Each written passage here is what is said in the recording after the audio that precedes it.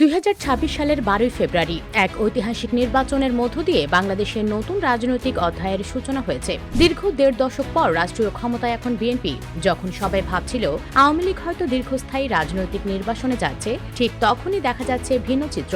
মাত্র ৪ দিনে দেশের ২১টি জেলায় তালাবদ্ধ কার্যালয় খুলেছে দলটি। প্রশ্ন উঠেছে, নতুন সরকারের অধীনে আওয়ামী লীগ কি আবার প্রকাশ্য রাজনীতিতে ফিরতে পারবে, নাকি এটি তাদের স্রেফ অস্তিত্ব জানান দেওয়ার চেষ্টা?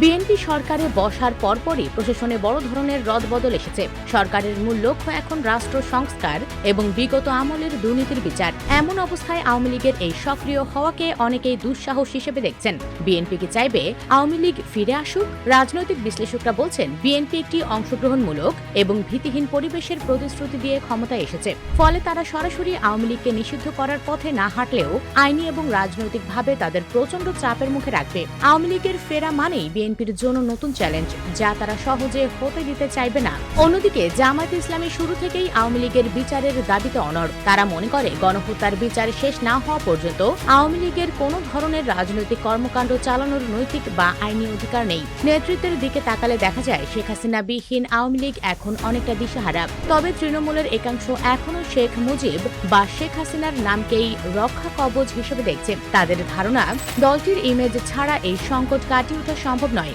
কিন্তু নিষেধাজ্ঞার এই পিচ্ছিল পথে তারা কতদূর এগোতে পারবে? ২১ জেলায় কার্যালয় খোলা কি কেবলই কর্মীদের এক হওয়ার জায়গা, নাকি এখান থেকেই নতুন কোনো আন্দোলনের ছক কষা হচ্ছে?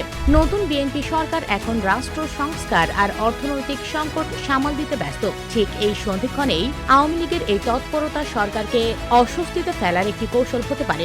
রাজনৈতিক বিশ্লেষকরা মনে করছেন, এটি নিষিদ্ধ দলটির একটি টেস্ট কেস। তারা দেখতে চাইছে সরকার এবং সাধারণ মানুষের প্রতিক্রিয়া ঠিক কেমন হয়। বাংলাদেশের রাজনীতি সব সময়ই গোলকধাঁধার মতো। নিষিদ্ধ হওয়ার পরও কার্যালয় খুলে আওয়ামী লীগ বুঝিয়ে দিচ্ছে তারা মাঠ ছাড়তে নারাজ। তবে জনগণের রক্তক্ষরণ আর ক্ষোভের পাহাড় ডিঙিয়ে তারা কি পারবে আবার মূলধারায় ফিরতে, নাকি বিএনপি জামায়াতের এই নতুন অধ্যায়ে তারা কেবল ইতিহাসের অংশ হয়েই রয়ে যাবে? সময় দ্রুত ফুরিয়ে আসছে আর রাজনীতির মাঠ হয়ে উঠছে আরো বেশি উত্তপ্ত।